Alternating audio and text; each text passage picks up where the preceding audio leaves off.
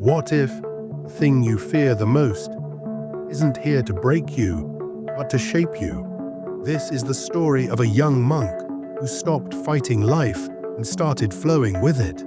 The snow fell like silence from the sky, soft where cold, unforgiving. High in the Himalayan mountains, an ancient monastery stood. Stone walls, wooden beams, and a cold that could sink straight into your bones.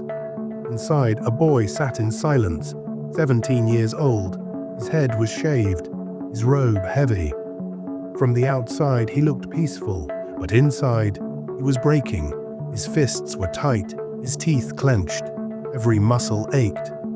From months of training that never seemed to end, he'd survived the silent meals, long meditations, the bamboo balancing.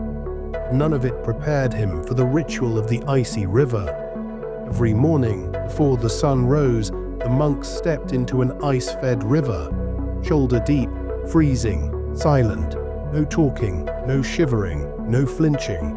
They called it a test of peace, but to him it felt like drowning in slow motion. The cold hit him like a scream. His lungs locked, his legs froze, and every time he stepped out early. The monks said nothing, but their eyes said it all: pity, disappointment. As if he was the only one still fighting the cold instead of becoming it. One morning, soaked and shaking, he sat on the riverbank. His lips were blue, his hands numb. He whispered, "Maybe I'm just not meant for this." And then, a voice behind him, "You're not failing because you're weak. You're failing because you're fighting." He turned. It was the elder monk. You resist the cold, so it resists you back. You don't conquer the river, you become it. The next morning, something changed. He stepped into the river again. Same cold, same pain. This time, he let go. He stopped resisting. He breathed. He imagined his body as water, flowing with the pain instead of against it. Something shifted. The cold was still there. It no longer controlled him. And for the first time, he stayed. Not because he had to, because he could. Seasons passed, and he grew. He moved quieter, thought deeper. The next challenge was stranger. The animal forms. Each monk chose a spirit form. Tiger, powerful. Mantis, precise. The snake, fluid and deadly. He tried them all, and failed them all. He wasn't the strongest. He wasn't the fastest. He wasn't the most graceful.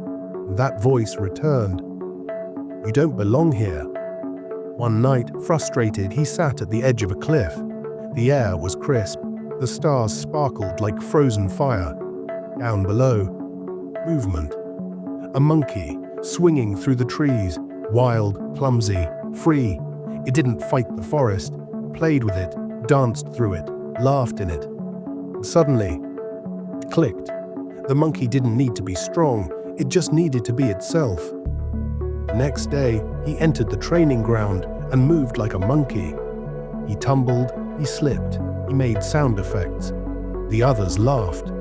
Then they sparred, and he moved through them like wind, fast, unpredictable, joyful. At the end, the elder monk smiled and said, "You have found your form." Years passed. He became known as the monk who danced with the wind.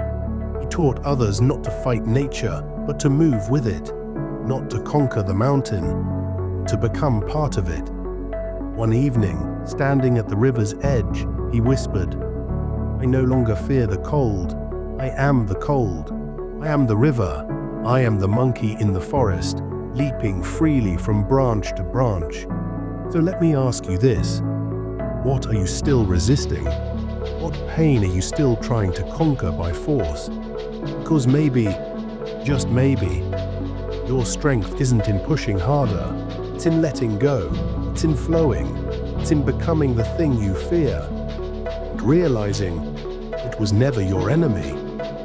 What river are you standing in right now?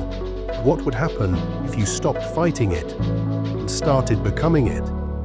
Let me know in the comments.